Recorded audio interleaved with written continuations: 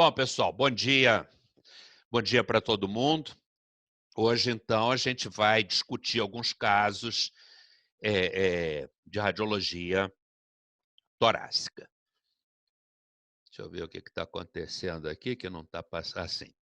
Esse primeiro caso aqui é um caso que chegou com poucos dados clínicos e com esse aspecto de várias massas lobuladas no hemitórax direito.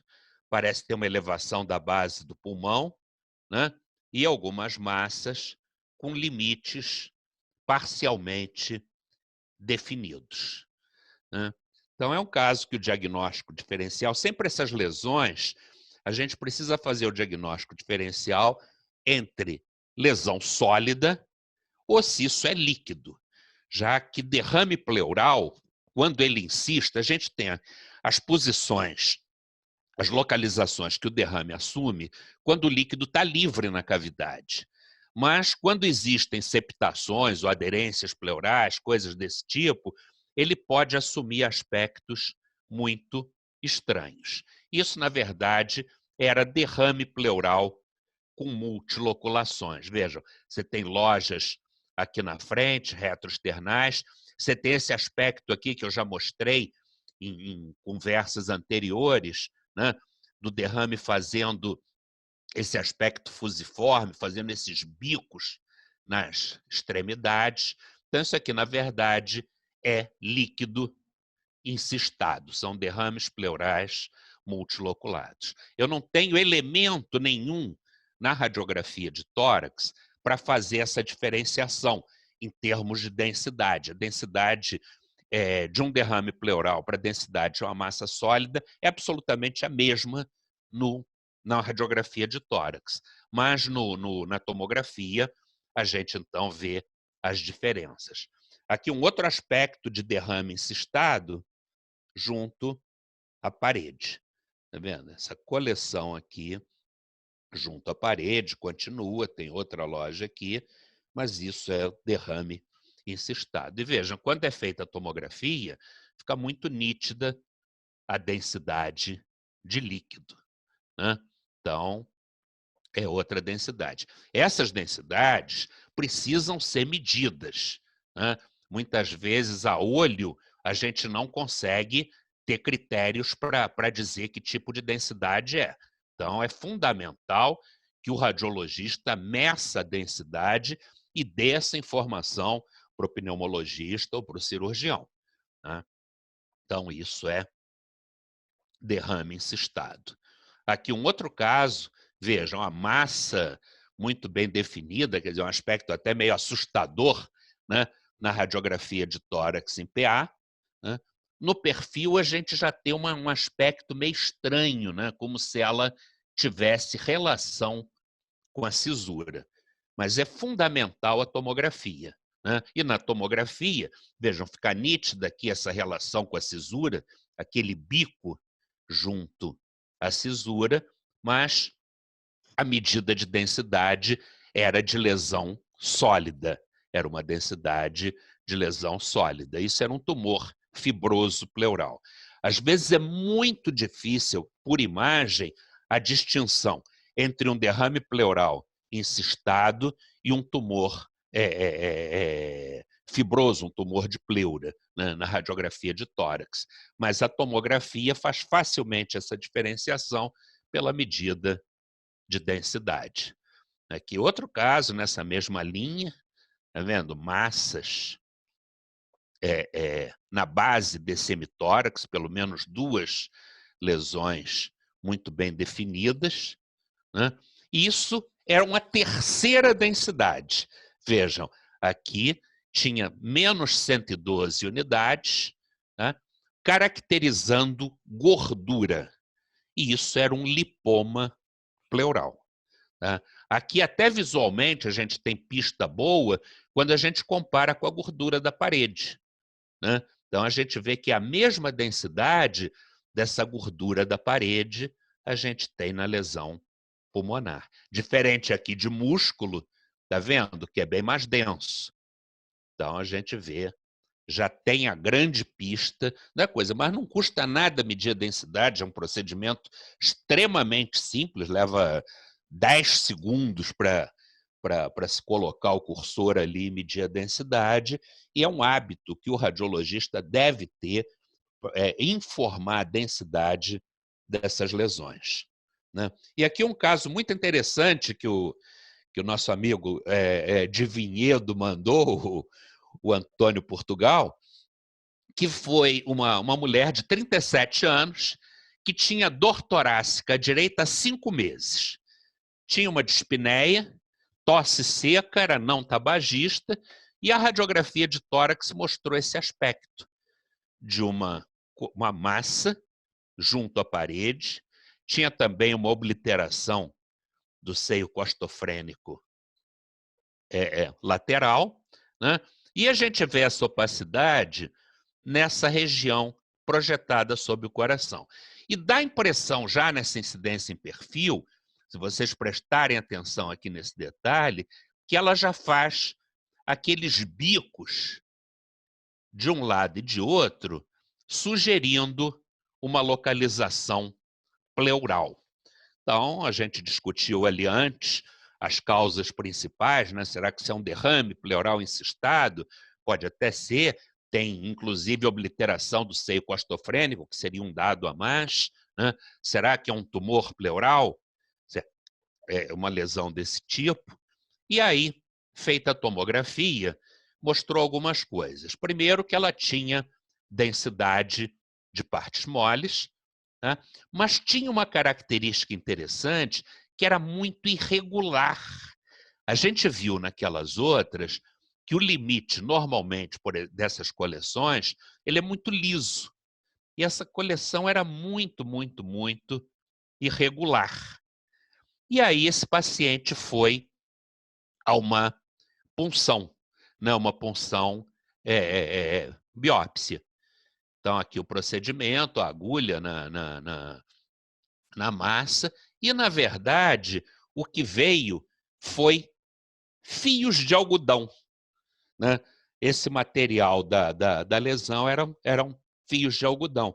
Isso, na verdade, era gaze, entendeu? Isso era um material tipo corpo estranho, e é o que a gente chama de um testiloma ou glossipiboma, são termos que são usados. O termo testiloma é o melhor, mas é o corpo estranho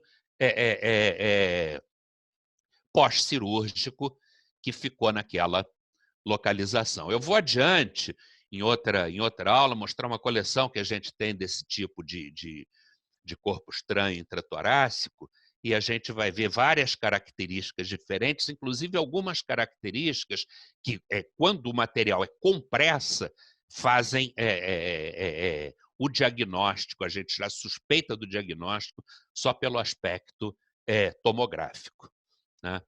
Esse outro caso aqui foi um caso que eu achei bastante interessante. Você vê uma coisa que está sendo legal para mim, é gratificante para mim, é que algumas das pessoas que estão participando das aulas têm mandado casos. O Antônio Portugal é o zero em mandar, ele tem uma coleção maravilhosa que é lá da Beneficência Portuguesa, eu tenho visto casos lindos que ele manda. Mas esse caso aqui de um médico de Porto Alegre, doutor Franco Scola, que mandou recentemente e que serviu muito para a gente apresentar na aula. Era um homem de 35 anos, que não tinha nenhum relato de doença pulmonar prévia, mas tinha um teste de Covid-19 positivo. E a tomografia mostrou essas imagens como se fossem pequenos nódulos nas bases pulmonares, principalmente, né? Em alguns lugares, assumindo aspecto não de nódulo, mas como se fossem umas imagens alongadas, né? Vejam, em vários lugares, umas imagens meio alongadas. E na janela de mediastino, algumas dessas imagens eram muito densas, tinham calcificação. Então, um padrão que eu acho que a gente ainda não discutiu nessas nossas conversas, mas com essas imagens, ora nodulares, ora alongadas e com calcificação, né? Aqui nessa reconstrução, a gente vê bem esse aspecto das imagens alongadas. Aqui dando até a impressão que tem relação com brônquio, com vaso, né, que está no trajeto de brônquio, de vaso, dando essa impressão. E aqui nessa outra reconstrução, melhor visto esse padrão das imagens, né? E vejam que essas imagens, embora pareçam ter relação com árvore brônquia ou com vaso, isso está numa topografia completamente fora de árvore brônquica normal e fora de vascularização normal. Ou seja, isso não tem nenhuma relação nem com vaso, nem com brônquio. E ele mandou esse e-mail para mim, você vê, isso foi tem mais ou menos um mês, né? Não, que um mês, tem 20 dias, né?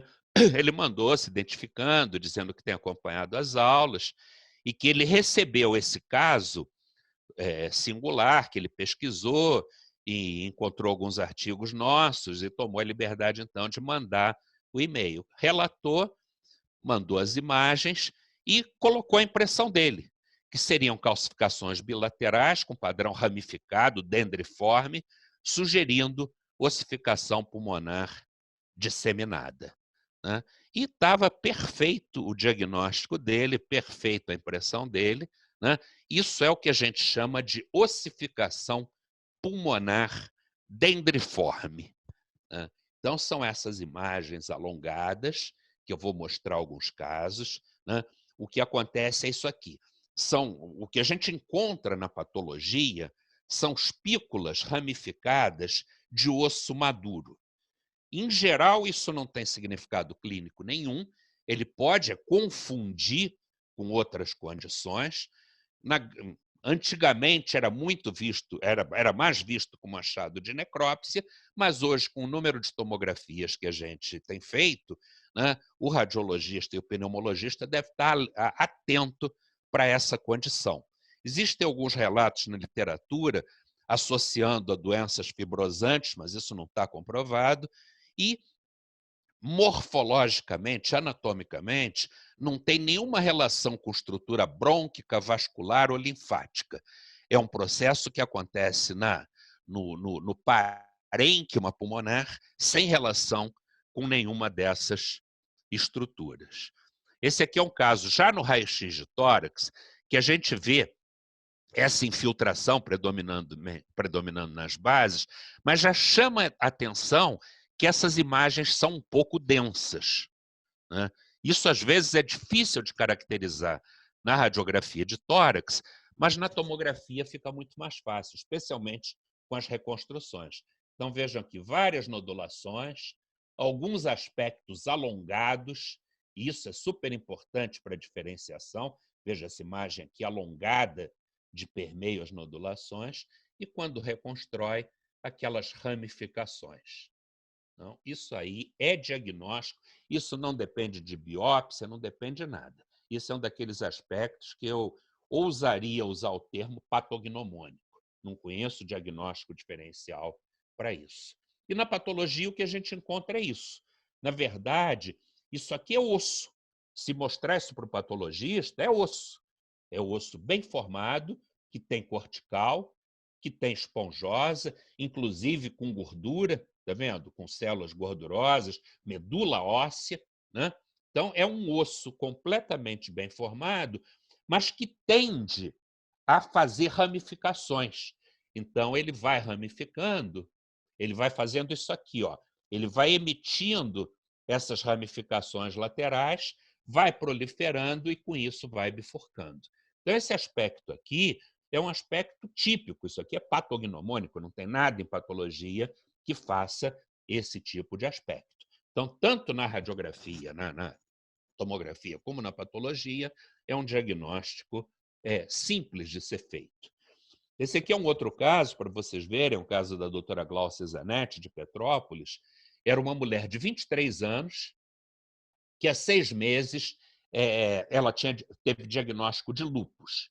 ela tinha uma nefrite lúpica e apresentava dispneia. Então, foi mandada para pneumologista para afastar possível tuberculose para poder fazer uso de imunossupressor para o lúpus, né? E aí a tomografia mostrava na janela de pulmão essas nodulações. Vejam, com uma preocupação de afastar a tuberculose, é um caso a se pensar, né? Mas, olhando com calma, a gente vê várias ramificações de permeio.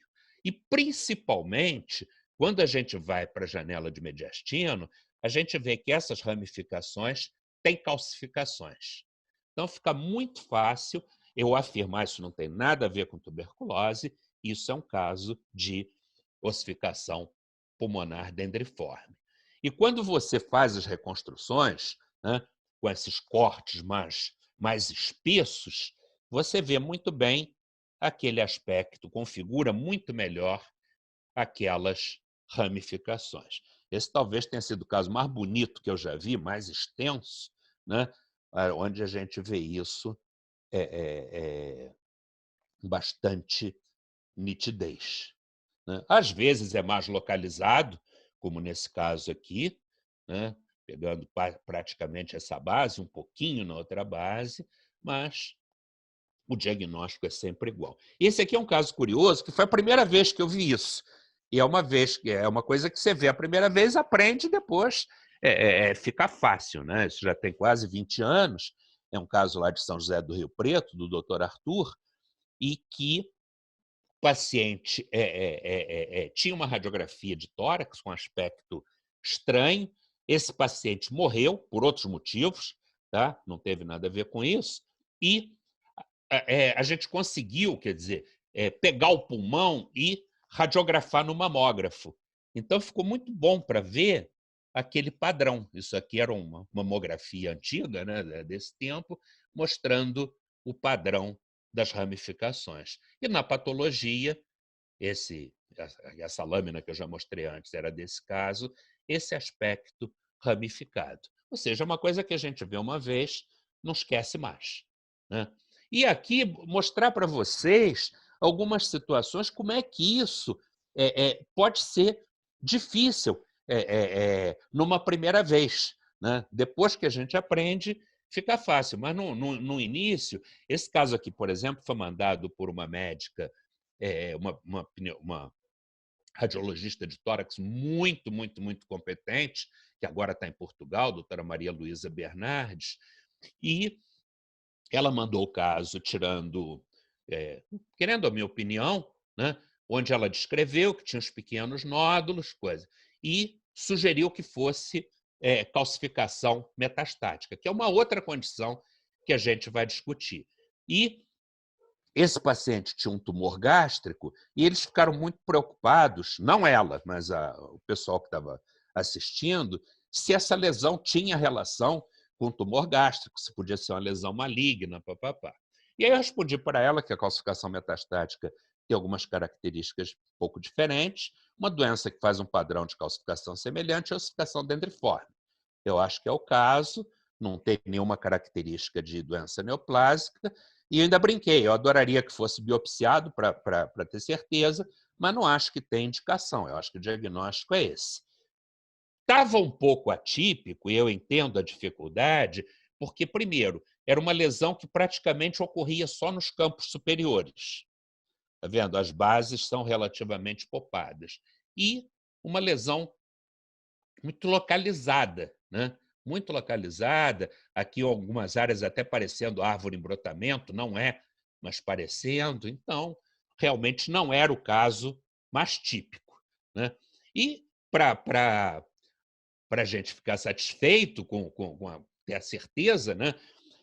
O caso acabou sendo biopsiado, né? E aí ela mandou, algumas semanas depois, olá, Edson, o patologista enviou as fotos da biópsia do pulmão da paciente com calcificação, sobre o qual conversamos anteriormente, né? Te enviei a tomografia. Ele ainda não disse a conclusão, pedi a ele que me mandasse a descrição e conclusão. Mas ele mandou as lâminas, né? E as lâminas são muito típicas. Aí eu escrevi para ela, Muito obrigado pelo retorno. Isso é sim ossificação pulmonar dendriforme, o aspecto da patologia corresponde, e acabou que depois ele confirmou. Então, vejam que mesmo com um radiologista experiente, quer dizer, a pouca frequência que a gente vê isso pode dar confusão. Por isso eu acho interessante mostrar 3, 4 casos, como eu mostrei, para reforçar. E esse outro caso, ainda dentro dessa linha, um homem de 65 anos, assintomático do ponto de vista respiratório, fez uma radiografia pré-operatória, que foi julgado anormal, e foi pedido a tomografia. E aí um residente, isso já tem bastante tempo, um ex-residente da UF, me mandou: boa noite, Edson, uma amiga me passou esse caso de microlitíase alveolar. Tem umas imagens aqui na base, né? Parece ter uma infiltração predominando nas bases, mas tem essa tomografia, né? E a gente vê que é bastante diferente do que eu mostrei para vocês em aulas anteriores de microlitíase. É de novo aquele padrão daquelas calcificações com ramificações, né? Então, é um padrão muito, muito típico de ossificação dendriforme e que, em princípio, estava sendo confundida, foi confundida, onde foi analisado inicialmente, com microlitíase. Então, são doenças bastante incomuns, a gente vê isso realmente muito pouco, mas precisa conhecer esses detalhes para não fazer confusões diagnósticas e não oferecer a esses pacientes determinados ou tratamentos ou até biópsias, completamente desnecessárias, né? Então, isso que eu apresentei a vocês hoje é a ossificação pulmonar dendriforme. Eu queria fazer um parêntese, que eu dei a aula talvez um mês atrás, de pneumonite por hipersensibilidade. Certamente vários de vocês assistiram.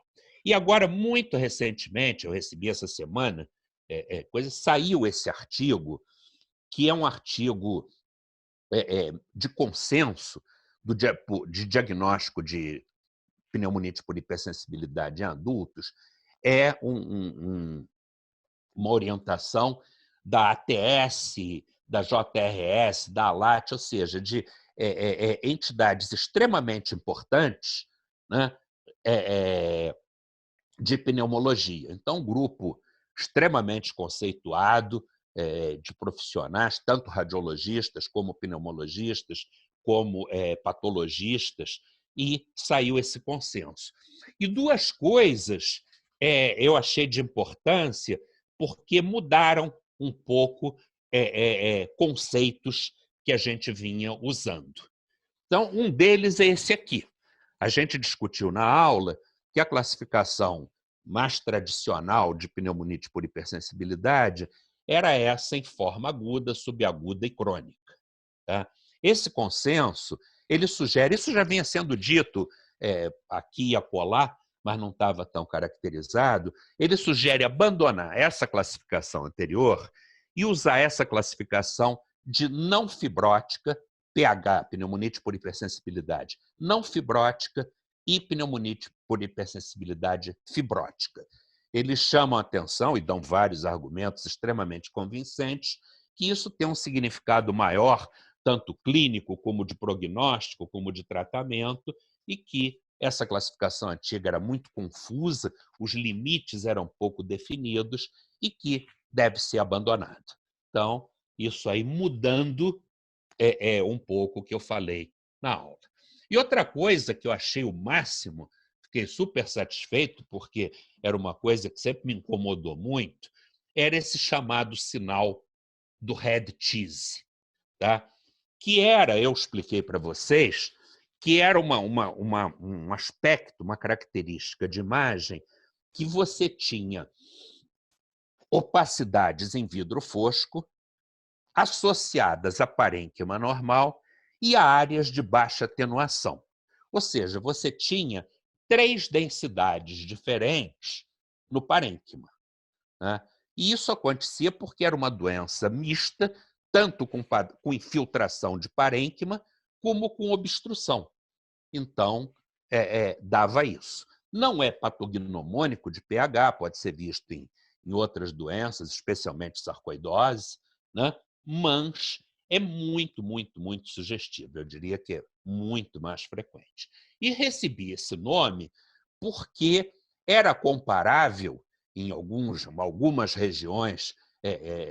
Isso é comido, essa coisa repugnante aqui, que eu não sei bem, não sei nem uma tradução boa em português, né? Terrine, algo parecido, mas que na prática dava esse padrão aqui de uma imagem onde a gente tinha áreas de pulmão normal, áreas de aumento de densidade com lesão em vidro fosco e áreas com diminuição de densidade, tanto por hipoperfusão, mas como principalmente por aprisionamento aéreo.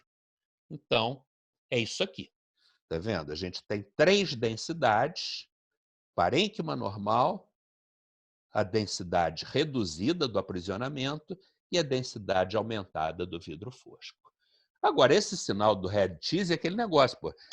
A maioria das pessoas não tem a menor noção do que é red cheese ou algo parecido. Eu não tenho, não tinha, continuo não tendo. Vi 1 ou 2 fotos disso, mas nunca vi esse negócio ao vivo.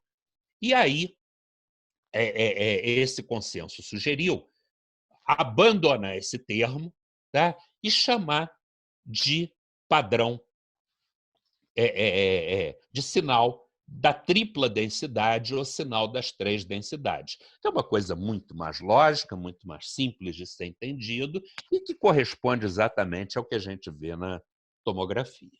Então, um toque para vocês, para os residentes que estão começando, esqueça esse termo, entendeu? E vamos usar essa nova denominação, que é muito mais adequada. Né? Então, é isso aqui que a gente está vendo, né? Parênquima normal, aprisionamento aéreo e áreas em vidro fosco. Sempre que vê isso, o importante é lembrar de pneumonite por hipersensibilidade no início da discussão.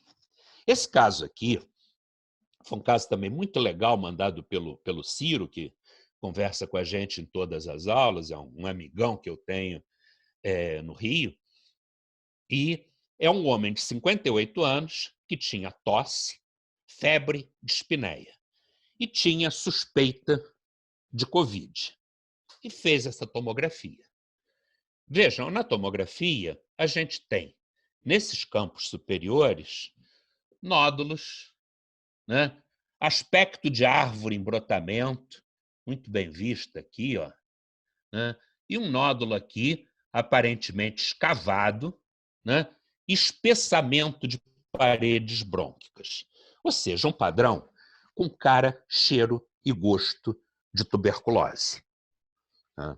Vamos continuar a ver o exame. Chega aqui embaixo, aqui no meio, a gente está vendo padrão de árvore em brotamento, mas já começa a ter umas áreas em vidro fosco. Né? Começa a ter umas áreas em vidro fosco. E lá embaixo, a gente não vê mais aquelas imagens da tuberculose, ficaram restritas aos campos superiores, e vê esses focos de vidro fosco. Esse paciente teve o teste para Covid positivo, e é então caso de uma associação de tuberculose com Covid. Então, no nosso meio, a gente tem que ficar muito atento para isso, porque a gente vê nessas classificações, encontra um padrão como esse, é incompatível com Covid. Sim, mas vamos pensar na possibilidade das associações.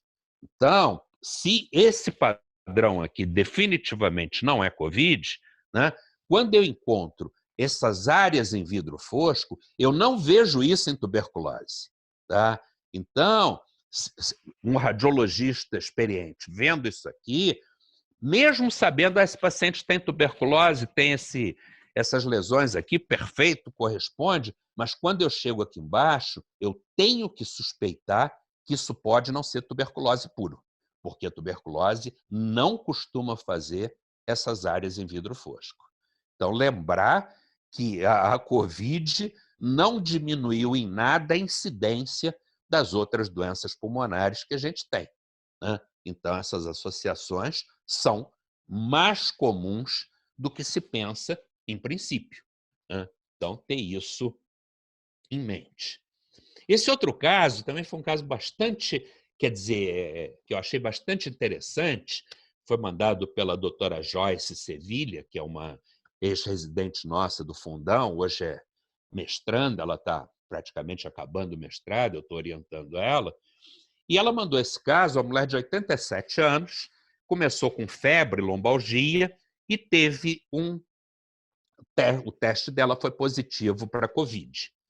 E ela tem esse primeiro exame, do dia 21/6, onde ela mostra esses focos de vidro fosco, né, predominando nas porções inferiores, e que é bastante compatível, bastante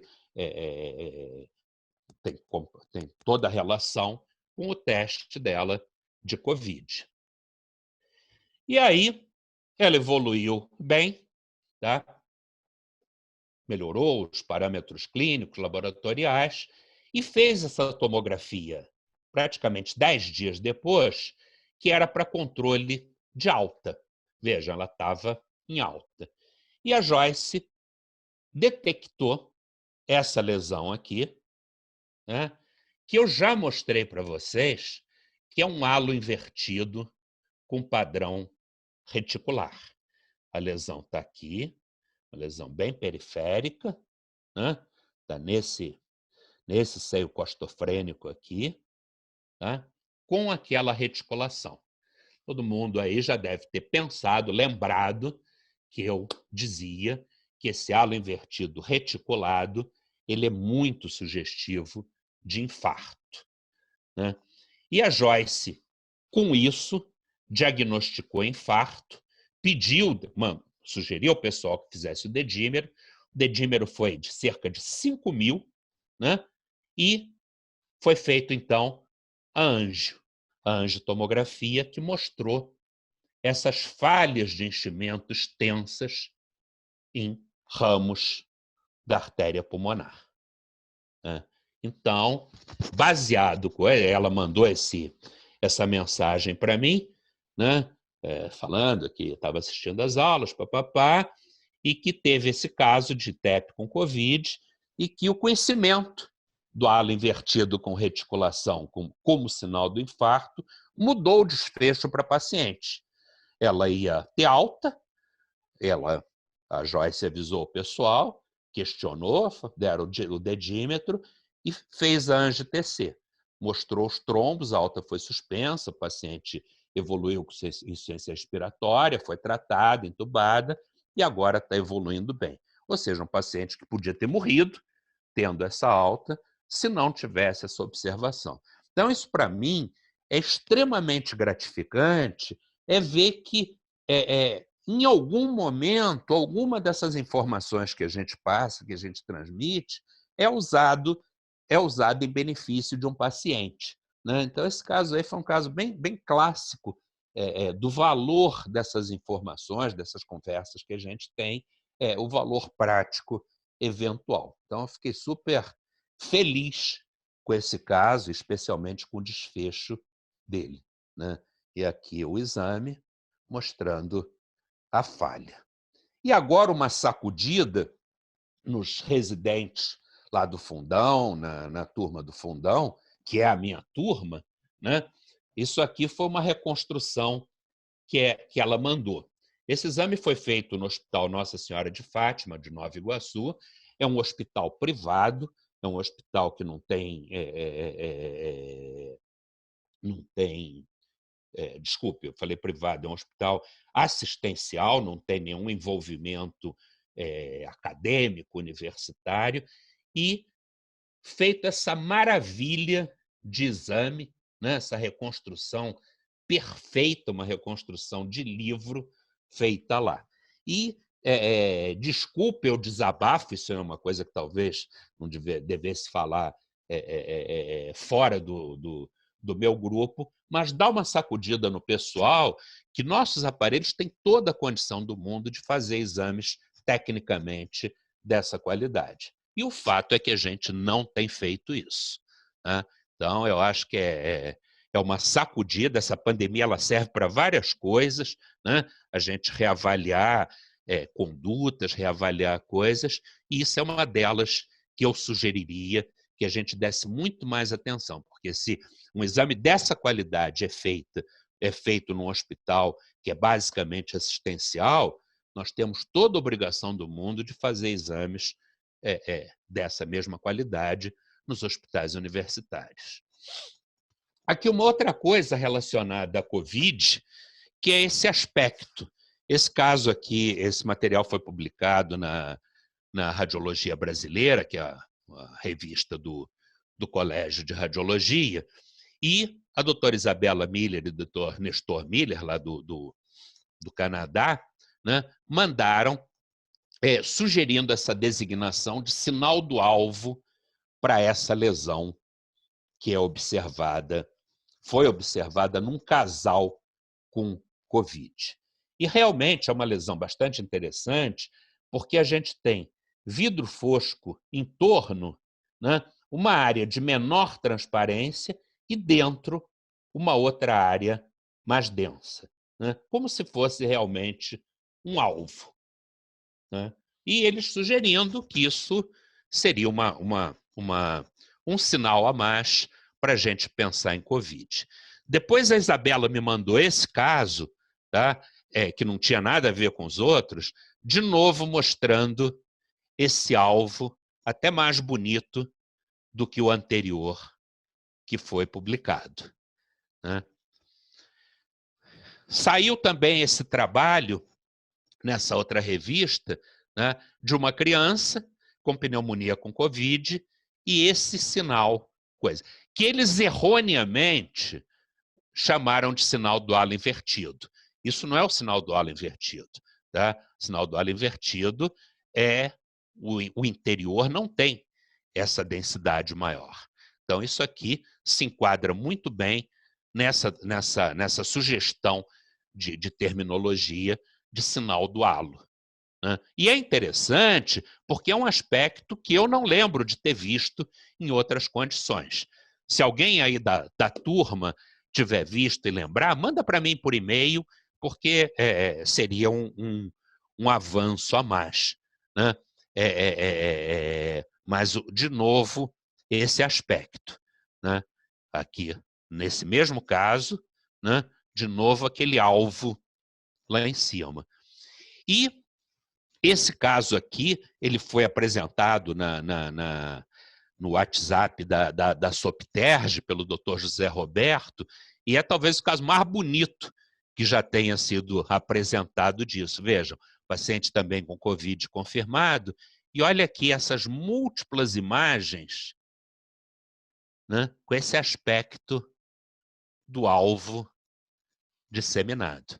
Olhem só esses cortes, né, várias imagens, todas elas com esse ponto central. Vários casos, várias imagens do mesmo paciente. Foi sugerido, inclusive, numa dessas publicações, que isso seria um vaso dilatado no interior da lesão. Na verdade, eu acho que não é, tá? Eu acho, a gente teve desse caso aí do doutor José Roberto, a gente teve essa sequência aqui, onde mostra que é um ponto separado, um corte mais acima, um corte mais abaixo, esse ponto desapareceu. Então, obviamente, isso não é um vaso dilatado, isso é um nódulo com essa densidade no interior. É uma formação nodular no interior, não é um vaso, mas de novo, quer dizer, um caso de Covid mostrando esse sinal, que eu acho que a gente precisa ficar atento, e achei interessante trazer para a informação de vocês. Aqui. Recentemente, a doutora Diana Penha, que deve estar assistindo a gente lá de Portugal, mandou esse outro caso, mostrando esse mesmo aspecto. Eu vou confessar para vocês, não tem nenhuma comprovação histopatológica em nenhum deles, mas eu tenho pouca dúvida que isso é componente de pneumonia em organização, tá? Tanto esse aspecto que eu acho que é perilobular, esse aspecto em torno da lesão, tá? Eu acho que isso é basicamente pneumonia em organização. Tenho pouquíssima dúvida que se a gente tiver estudo histopatológico desses casos, vai encontrar mesmo pneumonia em organização. Mudando radicalmente de assunto, vamos ver esse outro caso aqui, que é um paciente que apresentava na radiografia de tórax esse alargamento grande do mediastino, né? Então, o radiologista vendo isso aqui, a impressão que ele tem que ter é uma massa mediastinal, né? A gente vê a crosta da aorta desenhada ali de permeio a essa opacidade, mas essa opacidade fazendo essa lobulação, né, no mediastino, né? E estranho foi isso. Isso aqui é uma radiografia do mesmo paciente, obtida no dia seguinte. E aquela imagem desapareceu, né? Vamos botar uma do lado da outra, né? A lesão inicial, a imagem inicial e a imagem do dia seguinte, sem aquele aspecto, né? Então, a gente já tem, quer dizer, por experiência, uma sugestão para isso, né? Vamos ver de qualquer jeito o perfil, que a gente tem essa imagem aqui, retroesternal. E já ficou esquisito, né? Porque eu vendo isso aqui, quer dizer, uma das coisas que você pode ter essa modificação são coisas de esôfago. Você tem uma dificuldade de esvaziamento do esôfago, ele num momento está cheio, né, como se fosse um megaesôfago ou algo parecido, e depois ele está vazio. Então, talvez seja uma das poucas condições no mediastino que eu imagino a possibilidade de alteração de volume num tempo tão curto, né? Mas aí já ficou esquisito, que o esôfago é atrás, né? O esôfago é de região posterior. E aqui tem uma imagem alterada, né, que a gente vê melhor nesse detalhe, em mediastino anterior, né? O que será isso? Vamos dar o contraste. Isso, na verdade, era uma interposição do estômago por esse paciente teve um tumor de esôfago, o esôfago foi ressecado e foi feita uma cirurgia com interposição do esôfago na região mediastinal anterior. Então, o raciocínio estava certo, mas a estrutura anatômica era outra, né? Então, era um estômago que dilatava quando estava cheio e ficava estreitado, como a gente está vendo aqui, quando vazio, né? Então, um aspecto curioso, mas chamar a atenção de vocês dessa possibilidade, né? E aqui um caso dentro dessa linha, que eu fiquei bastante surpreso com o diagnóstico, esse não é um caso nosso, é um caso de literatura, mas paciente apresentando essa imagem aqui na tomografia. Vejam, todo o esôfago parece que está infiltrado, né? A parede completamente espessada, irregular, né? Um filetezinho passando e chegando ao estômago, né?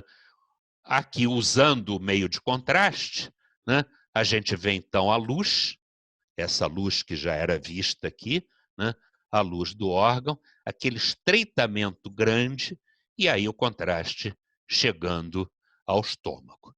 Se alguém me mostra isso, eu ia jurar que isso é uma lesão maligna, né, que isso é um tumor extenso infiltrando a parede do esôfago, mas, na verdade, isso era uma lesão benigna. Isso era uma leiomiomatose do esôfago, não tinha nenhuma evidência de malignidade, foi publicada numa revista séria, numa revista rigorosa, e eu acredito nesse diagnóstico. Mas um aspecto extremamente curioso e que certamente eu erraria fácil o diagnóstico, porque eu não pensaria nunca numa condição benigna, né? E aqui uma outra doença, a gente semana passada discutiu aspectos de condições vasculares no tórax, só que congênitas, né? E aqui um outro aspecto chamar a atenção de vocês. uma mulher de 17 anos, né, com perda de peso, claudicação, e teve um aneurisma de aorta visualizado num eco, né, e tinha também, clinicamente, pioderma gangrenoso. Né. Chama atenção nessa reconstrução o seguinte, vejam, tanto a aorta como esses vasos supraórticos, eles têm um espessamento da parede. Né? Existe a luz do vaso, né, mais denso aqui no interior, porque está com contraste, mas a parede do vaso está muito espessada. Tá? Tanto a parede da aorta, como aqui na pulmonar, a gente vê o mesmo aspecto. Ou seja, parece que tem uma infiltração difusa na parede desses vasos, tanto a aorta como vasos supraórticos, como da pulmonar. Aqui em cortes axiais, a gente vê isso com mais facilidade. Está vendo? A luz mais densa e a parede espessada. De vários vasos supraórticos, da aorta, está vendo? A crosta da aorta, a aorta toda espessada. Olha esse vaso aqui. Então, esse espessamento difuso.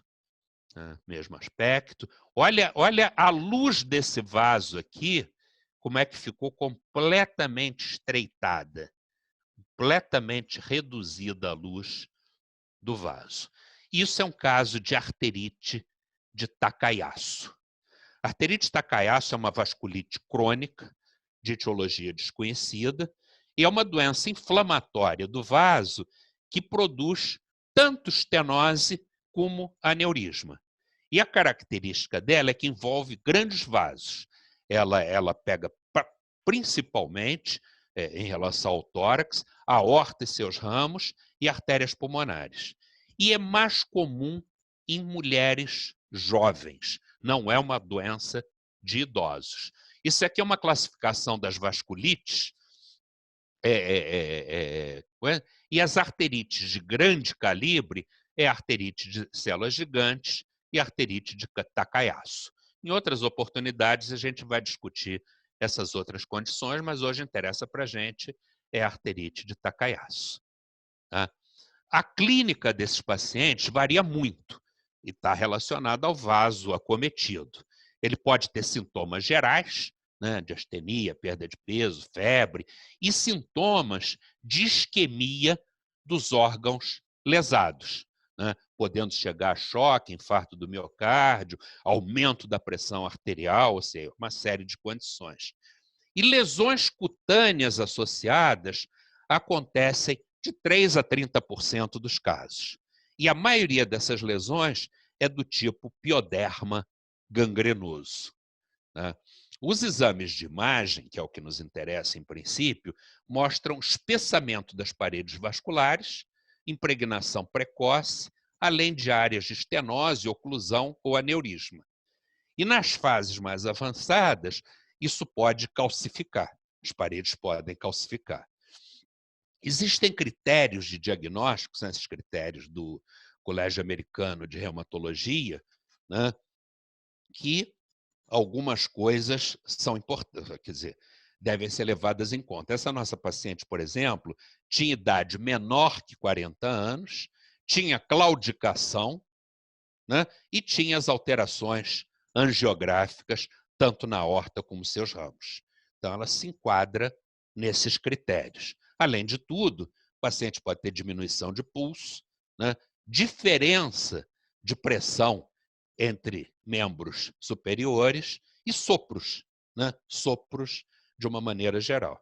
Esse aqui é um caso do Clausinion da Inglaterra, né, com comprometimento importante da artéria pulmonar. Vejam como é que esse ramo esquerdo, direito, está completamente afilado. Né? Então, é uma doença que gosta desses vasos mais centrais. Aqui um outro caso, né? Você vê que os aspectos são muito semelhantes. Né? O espessamento difuso da parede dos vasos supraórticos E olha o filete, né, que esse vaso se tornou. Né? Então, é isso que a gente encontra. E os aspectos são semelhantes, o importante é isso. Você vê uma mulher jovem com ataque isquêmico transitório e claudicação. Né? Ela tem lesão na aorta, olha, inclusive placas calcificadas, que você vê em pacientes idosos com aterosclerose, mas nunca seria esperado numa mulher de 21 anos. Né? Então, olha como é que essa aorta é toda irregular, parede espessada e com placas de calcificação, além do espessamento, né, dos vasos também supraórticos. De novo, olha o filete que esse vaso ficou. Paciente jovem com ataque isquêmico transitório. Né? E isso não pega só vasos do tórax, né? Pode pegar ramos da aorta também abdominal. Né? Como esse aqui, um homem de 22 anos, tinha hipertensão, né? E tinha essas estenoses, essas áreas de estenose, tanto no tronco celíaco como na mesentérica superior. E estenose importante da renal, tá vendo? Inclusive com formação de aneurisma. Daí a causa da hipertensão arterial dele. Né? Olha esse outro aqui, 30 anos, oclusão completa da aorta e essa vascularização extensa colateral, né? Fazendo com que essa paciente fosse assintomática. Né? E essa rede colateral extremamente rica, né? Vascularizando as regiões inferiores. De novo aqui, um menino de 18 anos com hipertensão arterial e olha a estenose das renais, né? Filetezinho e estenose aqui na emergência da mesentérica superior. Né? E aqui nas fases mais avançadas, a calcificação. Né? Já um homem de 50 anos com essa calcificação, isso aqui isoladamente não seria suspeito da arterite, mas ele já tinha esse diagnóstico prévio. Mesma coisa é esse, já em idade de ter aterosclerose importante, homem de 63 anos, mas tinha diagnóstico prévio de Takayasu, estenose da pulmonar e essas calcificações bastante extensas. Isso também pode ser visto na ressonância, né? Rapaz de 19 anos, com esse espessamento grande e impregnação da parede do vaso pelo contraste na ressonância. Então, apresentando a vocês a arterite de Takayasu. E aqui as lesões cutâneas. Isso aqui é o aspecto do pioderma gangrenoso, que é a lesão cutânea que mais frequentemente se associa a Takayasu. É importante o radiologista, o pneumologista ter essa noção das lesões extrapulmonares e que muitas vezes podem servir para já ajudar a sugestão do diagnóstico. Né? Então, várias lesões diferentes da coisa. E esse aqui foi um caso que a gente viu uns anos atrás no Antônio Pedro. O paciente tinha essa lesão pulmonar, né? Uma lesão absolutamente incaracterística, né? Aparentemente uma massa com necrose, né? A gente vê aqui na tomografia muito antiga, né? Com necrose, mas ele tinha essa lesão cutânea. E essa lesão cutânea foi biopsiada, isso foi diagnóstico, o diagnóstico final foi pioderma gangrenoso. Né? Então, ele tinha pioderma gangrenoso, também lesão torácica. É bastante incomum, mas é uma manifestação pulmonar do pioderma gangrenoso e que ficou bem documentado por conta da lesão cutânea. O pioderma gangrenoso é uma doença crônica recorrente que faz necrose e ulcerações cutâneas. Essas ulcerações são dolorosas, progressivas e de aspecto necrohemorrágico. E esse paciente pode ter manifestações extracutâneas, que são raras, mas podem acometer pulmão, ossos, articulações, ou seja, uma série de outros órgãos. E na metade dos casos, se associa com outras doenças com características autoimunes. Doenças inflamatórias intestinais, Crohn, retocolite, artrite reumatoide, artrites soronegativas, ou seja, uma série de outras condições que podem estar associadas. O achado básico é infiltração neutrofílica, eventualmente tem vasculite, tem granuloma, e não tem nenhum padrão definido para diagnóstico diferencial com Wegener. O diagnóstico diferencial difícil é com Wegener, mas o CEANCA é o exame que faz o diagnóstico. E aqui outras lesões, só para vocês tomarem conhecimento da extensão e da gravidade das lesões. Aqui um outro caso, né, com lesões na região das virilhas, papapá, e com massas e nódulos escavados no pulmão. Vamos ficar por aqui, que a gente já tem 1 hora de conversa, e os casos seguintes eu guardo para a aula para a próxima conversa. Na semana que vem eu vou discutir com vocês sarcoidose, né, que eu acho que é uma doença comum, mas com aspectos que não são muito conhecidos.